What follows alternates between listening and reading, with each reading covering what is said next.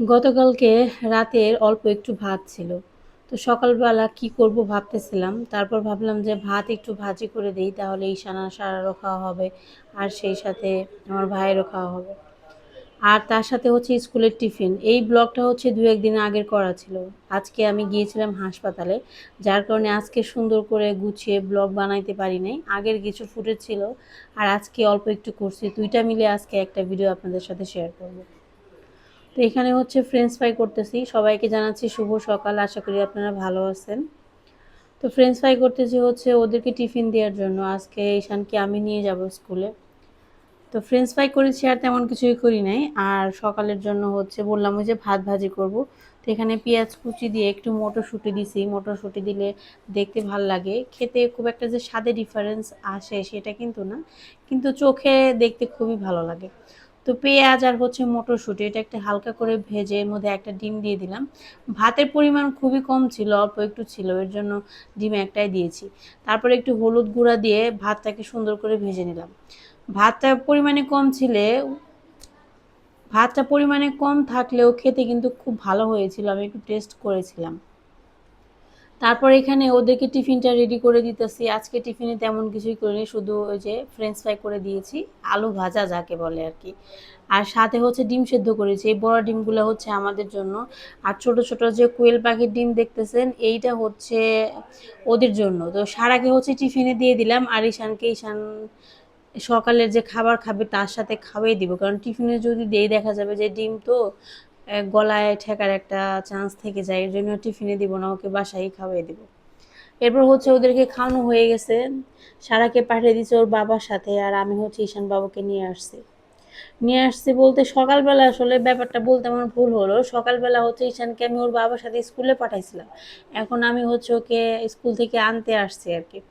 তো এই যে বেচারা ছুটি হয়ে গেছে, স্কুল ছুটি হওয়ার পর যে আমার সাথে কত গল্প সেটা কি বলবো। কিন্তু স্কুলে সে একদমই কথা বলে না। মিস সবসময় বলে যে আপনার ছেলে কেন কথা বলে না।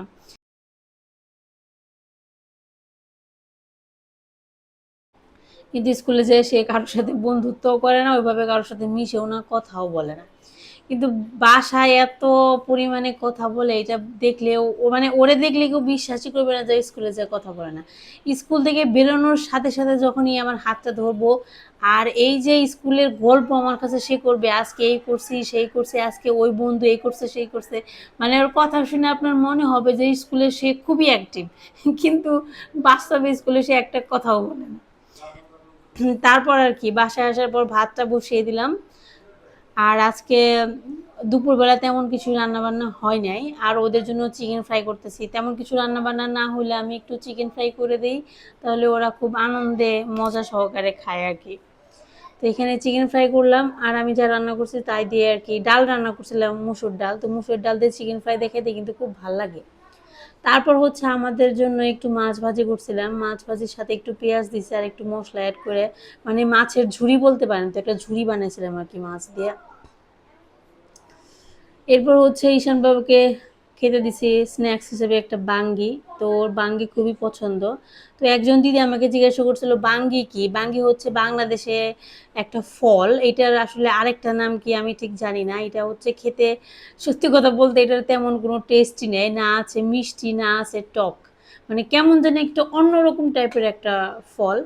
কিন্তু এই ফলটা ঈশানের খুব পছন্দ, কারণ এটা মিষ্টিও না টকও না, মানে কোনো টেস্ট নেই বললেই চলে। এর জন্য ঈশানের খুব ভাল লাগে। ঈশানের আবার এই সমস্ত ফল ভাল লাগে, যেমন পেয়ারা, বাঙ্গি, তারপরে হচ্ছে মালটা খেতে একটু পছন্দ করে, কিন্তু মিষ্টি ফলও খেতে যায় না। তারপর আর কি এটা হচ্ছে পরের দিন সকালবেলা, এটা হচ্ছে আমার বৃহস্পতিবারের ব্লগ। তো এই দিন হচ্ছে নিরামিষ ছিল, তো নিরামিষ রান্না বান্না করতেছি, সয়াবিনের তরকারি রান্না করব, কাঁকরোল ভাজি করছি, তারপর হচ্ছে মুগের ডাল রান্না করছি। ওই যে আপনাদের বললাম আজকে হচ্ছে আমি হাসপাতালে গিয়েছিলাম। আজকে হাসপাতালে গিয়েছিলাম ঠিকই, কিন্তু কত রকমের যে কাণ্ড হয়েছে হাসপাতালে গিয়ে সেটা কি আর বলবো, কোনো কাজই করতে পারি নাই। গেছিলাম ডাক্তার দেখাইতে, ডাক্তারও ঠিক মতো দেখাইতে পারে নাই। টেস্ট করতে গেছিলাম সেইটাও হয় নাই ঠিক মতো, কারণ টেস্ট করতে যেয়ে দেখি যে মানে এক হাসপাতালে ডাক্তার দেখে আর এক হাসপাতালে গেছিলাম টেস্ট করতে, তো টেস্ট করতে যেয়ে দেখলাম যে সময় শেষ হয়ে গেছে। যাই হোক এখানে হচ্ছে সয়া নাগেট কারি রান্না করতেছি, মানে সোয়াবিনের তরকারি আর কি, আলু পটল দিয়ে বাংলা ভাষায় যেটাকে বলে। তো সোয়াবিনটা হচ্ছে নিরামিষের দিন খাওয়া হয় কেন বলেন তো, আসলে এনার্জিটা একটু বেশি পাওয়া যায়, মানে প্রোটিনের, মাছ মাংস খেলে যে প্রোটিনটা পাওয়া যায় ওটা নাকি সয়াবিনে থাকে, যার কারণে এটা খাওয়া হয়। তো আমাদের এখানে হচ্ছে 40 টাকা করে প্যাকেট পাওয়া যায়, খুব একটা বেশিও থাকে না পরিমাণে, চলে আর কি। তো আলু পটল দিয়ে ভাবলাম আজকে রান্না করি। এখন তো পটলের তরকারি খেতে খুব ভালো লাগে। এখানে হলুদ মরিচ লবণ দিয়ে সুন্দর করে সবজিটা কষিয়ে নিতে হবে।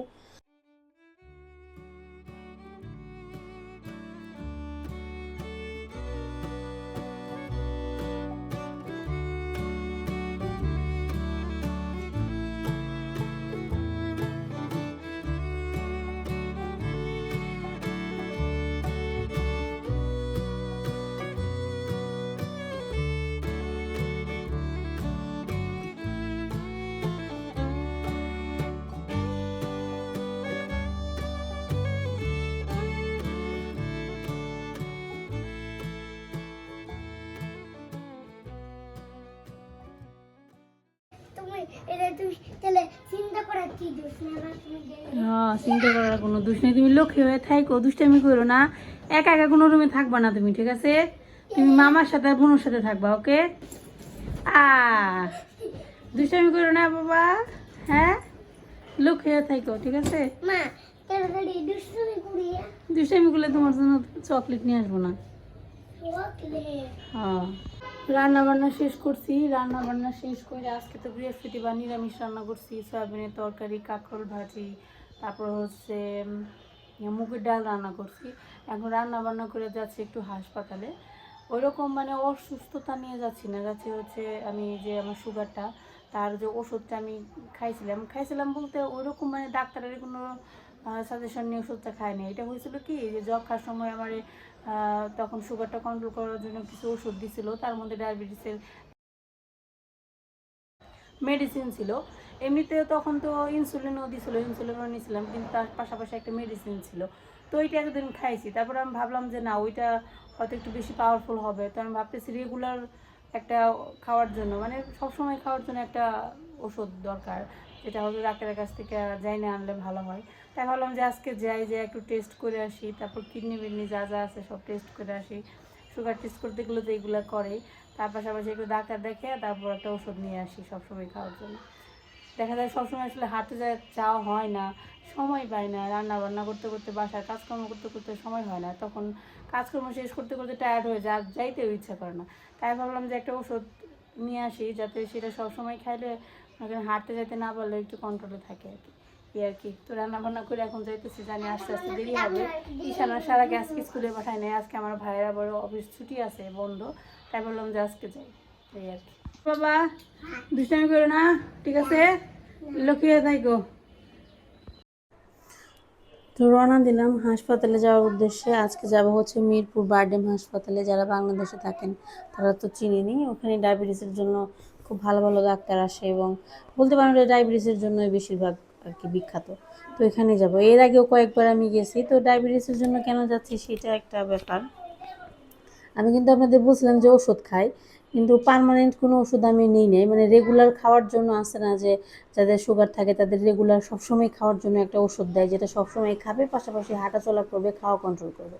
তো ব্যাপারটা হচ্ছে ওই রকম কোনো ব্যাপার আমার সাথে হয়নি, মানে আমি যখনই ডায়াবেটিসের জন্য কোনো চিকিৎসা নিতে গেছি সবসময় হয় একটা বড় ধরনের আমার কোনো অসুখ হয়েছে, যেমন যক্ষা, এর আগে একবার টাইফয়েড জ্বর হয়েছিল, মানে এরকম একটা যখন সমস্যার মধ্যে পড়ি তখন হচ্ছে আমি ডাক্তার দেখাতে যাই, এবং তখন তৎক্ষণাৎ আমাকে ডায়াবেটিসটা মেনটেন করার জন্য কিছু ওষুধ দেয়, যেটা একটু বেশি পাওয়ারফুল। মনে করেন যে তখন খুবই দ্রুত সেটাকে ডায়াবেটিসটাকে কন্ট্রোল করে নিয়ে আসে, কিন্তু এভাবে রেগুলার খাওয়ার জন্য কোনো ওষুধ এখনও পর্যন্ত আমি নেই নেই। তো এতদিন যেটা খাইতাম সেটা হচ্ছে যক্ষার সময় একটা আমাকে মেডিসিন দিয়েছিল, ওইটাই খাইছি।